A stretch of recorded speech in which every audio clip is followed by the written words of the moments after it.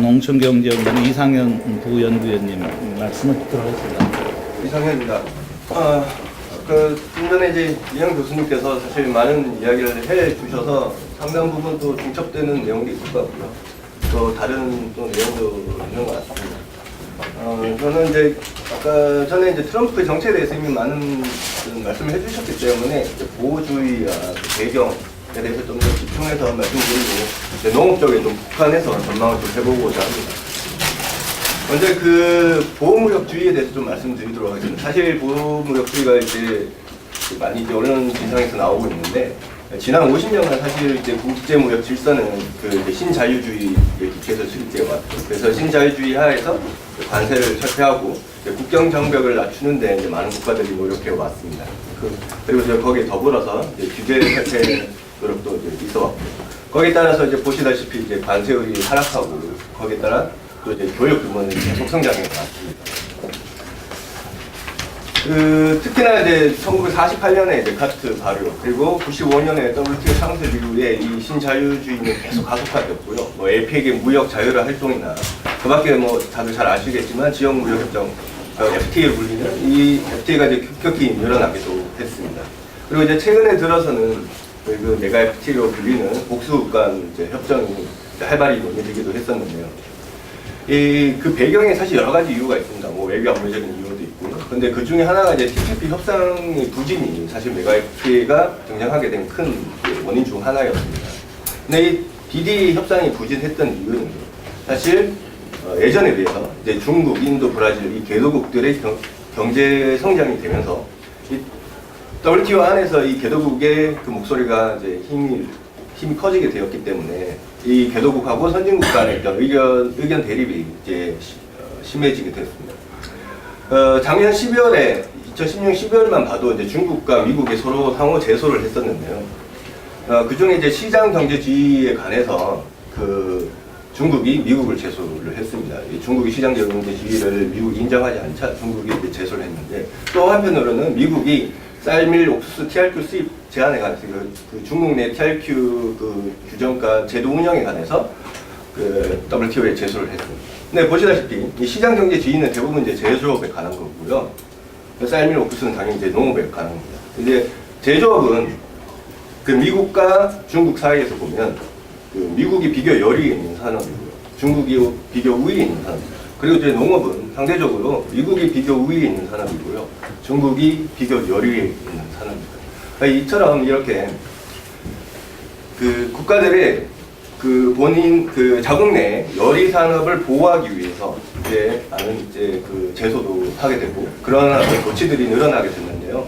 이러한 배경에는 사실 이제 국내 경제 그리고 정치적 환경이 기반하고 있습니다. 이 그래프를 보시다시피 계속 교육은 확대해 왔습니다. 그래서 교육이 확대되면서 세계 경제는 급속히 성장을 했지만요. 그에 비해서 그 국내 산업 간 이제 분배는 제대로 이루어지지 못했습니다. 아까 말씀드렸듯이 그 무역이라는 것은 결국 비교 위에 있는 어떤 산업이 계속 이제 혜택을 보는데요. 이 혜택이 제대로 이제 분배되지 않는다면, 국내 산업 분배되지 않는다면 그 비교 위 산업에 종사하는 어떤 노동자들은 상대적으로 계속 그 혜택을 얻는 반면에 비교 열의에 종사하는 어떤 노동자들은 계속 이렇게 피해가 축적되는 문제가 발생하게 됩니다. 이로 인해서 이제 국내에 어떤 양극화 문제가 발생하게 되는데요. 예전에는 그런 그 교육이 확대되고 성장이 해가면서 이러한 어떤 그 분배 문제가 있음에도 불구하고 전체적인 파이의 크기 때문에 이런 양극화 문제가 크게 대두되지는 않았지만 이제 최근 들어서 중국이나 베트남이나 이런 브라질이나 이런 개동국들의 성장 속도가 이제 어느 정도 둔화되기 시작했습니다. 그에 따라서 2000년대 후반부터 이제 세계 경제 전체의 어떤 침체가 이제 왔는데요. 이제 그 학자들은 이걸 신노멀주의로 돌아갔다. 무슨 말이냐면 예전에 어떤 노멀주의에서 그간에 있던 관세 감축이나 시장 개방주의를 통해서 어떤 그 교육이 활성화되고 경쟁이 성장됐지만 이제는 어느 정도 한계에 오면서 다시 예전 시대로 돌아갔다 이렇게 보고 있거든요. 그래서 이 세계 경제 자체가 침체됨으로써 그 이제는 파이 전체도 이제 커지는 데 한계가 있게 되죠. 그래서 이 국내의 양극화 문제들이 점점 이렇게 정치적으로 대두되기 시작했습니다. 이에 따라서 그 각 국가들은 자국의 열의 산업에 대한 보호 조치를 이제 늘려가기 시작했는데요. 이 표에 보시다시피 한국에 비해서도 다른 어떤 미국이나 개도국, 선진국 할 것 없이 어떤 무역 제한 조치가 급격히 늘어나고 있는 상태입니다.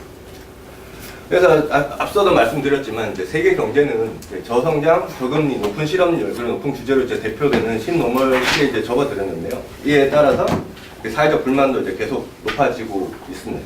모든 국가에. 그 때문에 이제 신고립주의가 전 세계로 확산되기 시작했고, 여기에 대표적인 케이스로 아까 의원님도 말씀하셨지만 이제 브렉시트, 그리고 이제 트럼프가 작년에 이제 6월 미 대통령이 당선된 이 두 가지가 이제 대표적인 사례라고 할 수 있습니다. 근데 이 트럼프 당선에 대해서 좀 전에 이제 이혜영 교수님도 말씀하셨지만 당시에 모두가 언론지상도 예상하지 못한 경우가 많았는데요. 사실 미국의 어떤 국내 상황을 봤을 때는 충분히 당선되는 것이 당위성이 있었다, 배경이 있었다 이렇게 볼 수 있습니다. 미국의 상황을 좀 짚어보면요. 2000년도 초반에 IT 산업이 침체되게 됩니다. 그리고 미국은 2000 초반에 큰 두 건의 이제 전쟁을 치르게 되는데요. 2001년에 아프가니스탄, 그리고 2003년에 이라크 전쟁을 치르게 되면서 미국 경기가 크게 악화되기 시작합니다.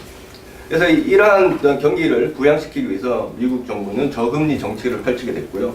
이는 이제 부동산 시장에 투자 가열을 발생시켰고, 모두 다 아시는 이제 그 서프라임 모기지 사태를 발생시키게 됩니다. 이 사태 이후에 한 2, 3년간 미국 경제는 이제 극심한 그 경기 침체를 겪게 됐고요. 이때를 기점으로 미국 내에서는 그 국내 문제에 대한 미국의 개입을 좀 줄여야 한다, 이런 목소리가 커지기 시작했습니다. 특히나 이런 개방화했던 과정 속에서 미국 내부적으로 보더라도 제조업 종사자 비율이 1977년에 22%에서 최근 이제 8%까지 크게 하락하게 되었는데요. 특히 이러한 어떤 집단을 중심으로 특히 그 내수 문제, 어떤 국내의 어떤 실업 문제나 이런 것들에 좀 더 신경을 써야 되지 않나, 이런 목소리가 이제 커지기 시작했습니다.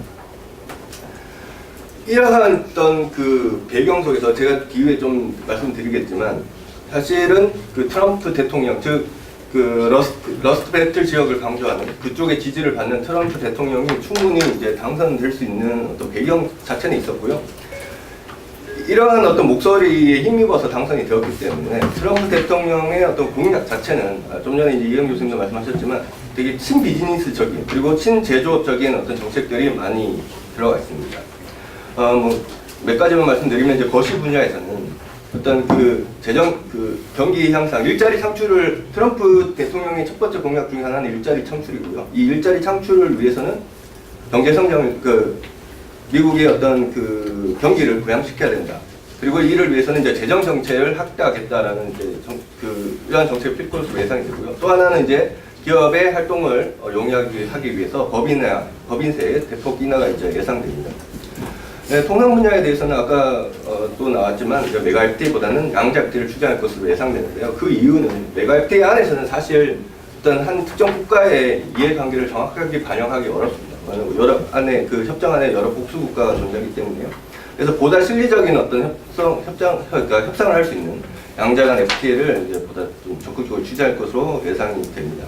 그리고 이제 미국 내에서 각종 규제를 철폐해서 어떤 친비즈니스적인 환경을 조성해서 외국에 나가 있는, 지금 옵셔링을 하고 있는 기업들이 다시 국내로 끌어들이는, 미국 내로 끌어들이는 어떤 노력을 지속할 것으로 보고 있습니다. 아까 여기 관해서는 또 이영 교수님 말씀해 주셨었는데요. 그 어떤 통상 분야의 정책 변화가 클 것으로 예상됩니다. 왜냐하면 그 미국이라는 게 연방국가이기 때문에 많은 부분이 국내법의 어떤 조정 이런 것이 필요한데, 통상에 있어서 그래도 몇 가지 대통령의 권한으로 집행할 수 있는 것이 많기 때문에 향후에도 통상 분야에서 어떤 좀 가시적인 어떤 변화가 있을 것으로 보이고 있는데요. 제가 그 트럼프 대통령의 어떤 그 기조는 지금 뭐 미시간이나 오하이오, 그리고 이제 그 펜실베니아 이런 지역에 도시로 치면 디트로이트, 그다음에 필라델피아 도시들이 있는 그 러스트 벨트 지역이 본인의 어떤 그 지지 기반입니다. 근데 트럼프 대통령은 역대 대통령에 비해서 상대적으로 열악한 어떤 정치적 기반을 가지고 있습니다. 따라서 그 미국 제조업 이런 그 러스트 벨트 지역에 어떤 중점을 둔, 이 지역의 지지를 계속 유지할 수 있는 어떤 정책들을 계속 지속적으로 펴나갈 것으로 저는 이제 보고 있습니다.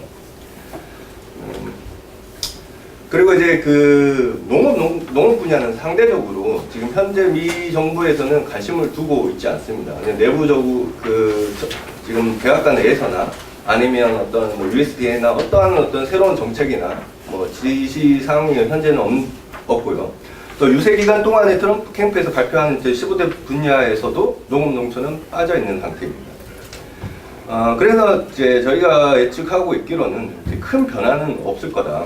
규제 철폐, 뭐 GMO나 이런 부분에 대해서 이제 예전부터 반대 입장을 밝혔기 때문에 환경, GMO 이런 규제에 대한 철폐 외에는 큰 어떤 변화라고 할 수 있다면 뭐 푸드 스탬프, 미국 어떤 농업 예산의 많은 부분을 차지하고 있는 이 푸드 스탬프에 대한 어떤 정책 변화, 그리고 이제 지금 현재 미국 농업에서는 사실 뭐 많게는 60% 가까이가 이제 불법 노동자가 이제 종사를 하고 있다고 이렇게 보고 있는데요. 이런 어떤 이민자에 대한 어떤 그 규제, 그런 것들이 하나의 어떤 변화가 되지 않을까 이렇게 보고 있습니다. 그러면 이 트럼프 대통령 당선 이후에 그럼 세계 경제는 어떻게 될 것이냐? 신고립주의가 뭐 아까도 이제 이야기가 나왔지만 트럼프 대통령 당선 이전에도 브렉시트를 통해서 이제 많은 어떤 전 세계적으로 그런 흐름이 있었고요. 이러한 신고립주의가 이제 보다 확산될 것으로 이제 전망이 됩니다. 그리고 이 경우에 비관세 조치가 이제 계속 강화 급증할 것으로 보이고요. 특히 이제 교육의 비중이 높은 우리나라 입장에서는 사실은 세계 경제 침체나 또는 뭐 농업만 보면 아시아 지역이 상당히 큰 이제 수출 시장인데요. 이러한 어떤 경제의 불안정, 그리고 거기에 따른 소비 위축에 따라서 어떤 수출에 계속 이제 부정적인 영향이 있을 것으로 보이고, 여기에 따라서 어떤 직접적인 영향보다 이제 간접적으로 국내에서 수출의 부진에 따른 어떤 국내 경기, 그리고 거기에 또 따라서 어떤 농업에 어떤 영향이 있지 않을까 이렇게 보고 있습니다. 그래서 우리나라 농업통상의 어떤 시사점을 좀 이제 항목별로 좀 간추려서 말씀드리면요.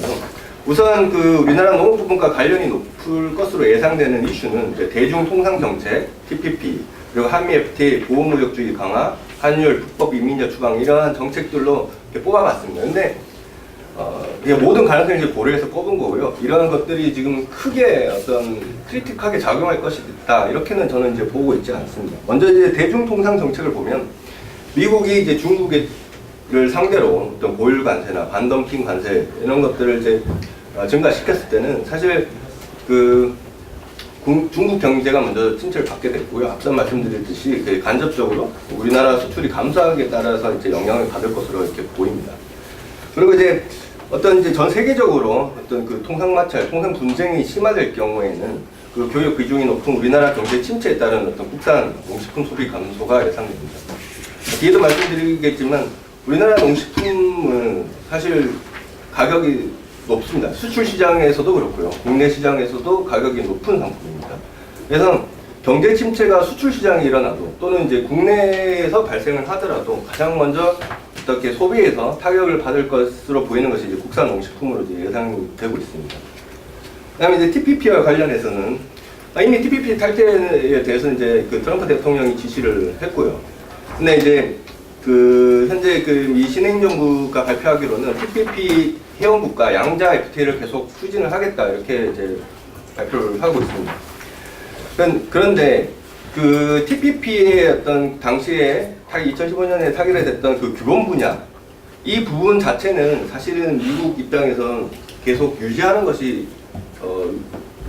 유리할 걸로 보이거든요. 그래서 미국이 만약에 양자 시장 접근과 관련해서는 양자 협정을 계속 맺더라도 이 규범 분야만을 따로 떼어놔서 어떤 복수국 간 협정을 맺게 된다면 한국 입장에서는 또 가입을 하지 않을 수도 어렵고요. 그렇게 되면 사실상 실제적인 TPP 재협상과 같은 형태가 되지 않을까 이렇게 보고 있고, 이런 경우가 가장 이제 안 좋은 시나리오로 저는 이제 분석하고 있습니다.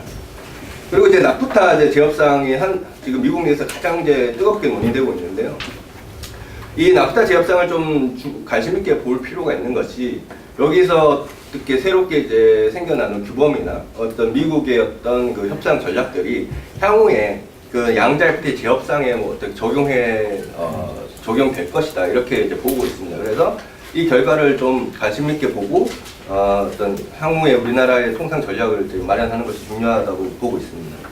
한미 FTA가 사실은 이제 좀 그나마 직접적으로 영향을 줄 수 있는 것 중에 하나인데요. 뭐 한미 FTA가 폐지가 되면 가장 좋겠지만 농업 부분에서는 그럴 일은 없을 것으로 보이고요. 제업상에 있어서는 글쎄요, 저는 그 지금 많은 어떤 또 전문가들은 제업상, FTA 제업상이 농업 분야에서도 유리할 것이 없다, 불리할 것이다라고 보고 있지만 저는 예전에 한미 FTA 제협상 결과를 봤을 때 2010년에 농식품에 관해서는 그 수입에 관해서는 그 유리하지 않나, 오히려 이렇게 반대 어떤 그 카드를 제시할 수 있는 그 기회가 아닌가 이렇게 보고 있습니다. 그다음에 이제 그 보호무역주의가 강화된다는 것은 사실은 국내 그 국산 어떤 농식품 수출이나 아니면 그 국내 어떤 시장적인 면에서도 이렇게 좋은 점은 없다고 봅니다. 왜냐하면 보호무역주의라는 것은 사실은 국내 꼭 다 수입만 막는 것이 보호무역주의가 아니라 국내 산업을 보호하기 위해서 어떠한 조치를 다 취하는 것도 다 보호무역주의에 포함이 되거든요. 그래서 미국이나 어떤 그 수출 선진국들의 농식품 수출 선진국들이 자국의 산업을 이익을 반영해서 어떤 통상 정책을 핀다면 그것이 또 강화된다면 그거는 이제 결국 이렇게 좋지는 않을 거다 이렇게 보고 있습니다. 결과 이렇게 좀 종합적으로 말씀드리면 미 신행정부의 트럼프 행정부의 정책 방향에 대해서는 아직까지 불확실성이 높습니다. 그리고 현재 지금 저희 기관이나 그 관계 부처와 공동으로 계속 지속적으로 이제 모니터링을 하고 있는 상태입니다. 그래서 구체적인 어떤 정책이 나왔을 때 좀 그 대응 어떤 시나리오를 미리 마련해 놓더라도 그때 그 정책에 맞춰서 어떤 대응 방안을 어떤 수립하고 하는 것이 필요하지 않나 이렇게 생각을 하고 있습니다. 왜냐하면 지금 현재 그 구체적인 어떤 형태가 없는데 너무 좀 그 우리나라 언론이나 어떤 좀 미리 이렇게 나오는 면이 좀 많지 않나 이렇게 보고 있습니다. 현재 그 트럼프 백악관에서는 사실 아직 한미 FTA나 한국에 대한 어떤 통상 규제에 대해서는 어떤 전혀 어떤 논의가 없는 상태인데 마치 이게 너무 이렇게 급박한 이슈인 것처럼 좀 한국에서 뭐 우선 그러니까 내부적으로는 대응하고 있더라도 이게 너무 좀 이렇게 이야기가 많이 나오는 것이 과연 이게 향후에 어떤 그 대미 어떤 통상에 있어서 과연 유리한 전략인가에 대해서 좀 고려할 필요가 있다 이렇게 생각하고 있습니다. 그래서 미국의 그 보호주의 강화는 사실 저는 아까 이영 교수님과 조금 다른데요. 본질적으로는 미국 제조업 종사들을 위한 것이라고 보고 있습니다. 왜냐하면 트럼프 대통령의 정치적 기반이 거기 어떤 러스크 벨트 지역이고요. 현재 백악관에서 가장 어떤 외국 기업이나 어떤 정부에 대해서 요구하는 것이 그 러스크 벨트 지역의 어떤 투자나 어떤 이전 그 기업의 투자 이런 것들을 가장 바라고 있다는 걸 봤을 때 이 미국 제조업에 관한 것이 미국 제조업 종사들을 위한 어떤 그 정책을 내는 것이 현재 미 신흥정부의 가장 그 프라이어티가 아닌가 이렇게 보고 있고요.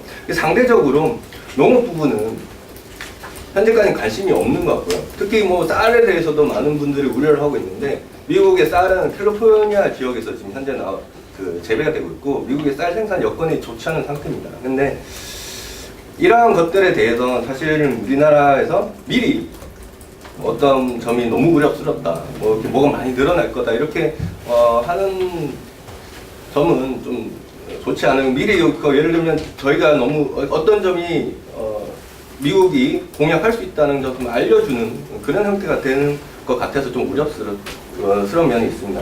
오히려 우리 한미 FTA 그 제협상이 만약에 발생한다면 지금 오늘 언론사에서도 나와 계시겠지만 그 한미 FTA 이후에 농업 부분의 수입이 얼만큼 많이 늘어났고 우리가 그로 인해서 어떤 농업 분야에 우리나라 농업 분야의 피해가 얼만큼 컸었며 또 다음에 뭐 이번에 한우의 어떤 소비 시장의 점유율도 40% 이하로 떨어졌잖아요. 네, 그런 것들이 많이 이렇게 부각되는 것이 그 향후에 어떤 한국과 미국의 통상에 있어 그 협상 테이블에서도 좀 유리하지 않나 이렇게 보고 있습니다.